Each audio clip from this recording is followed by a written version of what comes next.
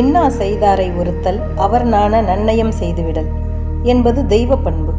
மறப்போம் மன்னிப்போம் என்பது மானுட பண்பு. மறந்தும் தவறு செய்யாதவன் மனிதனே அல்ல. தவறு செய்தவன் வருந்தவும் திருந்தவும் செய்தால் அவனே மனிதன்.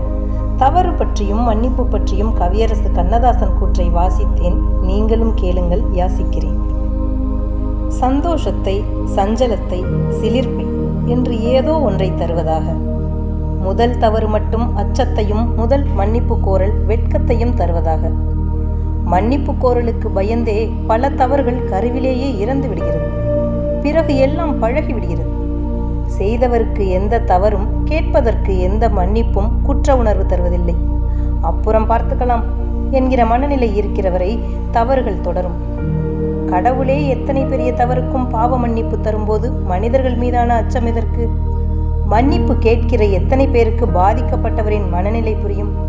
ஆனாலும் தவறு செய்யாமல் இருக்கப் போவதில்லை, மன்னிப்பு கோராமலும் இருக்கப் போவதில்லை. எல்லாமே பாவனையாக மன்னிப்பு கேட்டு கேட்டு மன்னிப்பு கொடுத்து கொடுத்து மன்னிப்புக்கு மரியாதை இல்லாமல் போனது. மன்னிக்கப்படுவோம் என்பதாலேயே பல தவறுகள் செய்கிறோமோ? நொடிப்பொழுதில் விழும் அடி ஆறுவதற்கு காலங்களாகுமே என்பதை உணர்வதில்லை. யாரோ ஒருவரின் தவறால் நாம் பாதிக்கப்படும் போது தவறின் வீச்சு புரிகிறது. மன்னிக்க முடியாத இயலாமையும் பிடிபடுகிறது.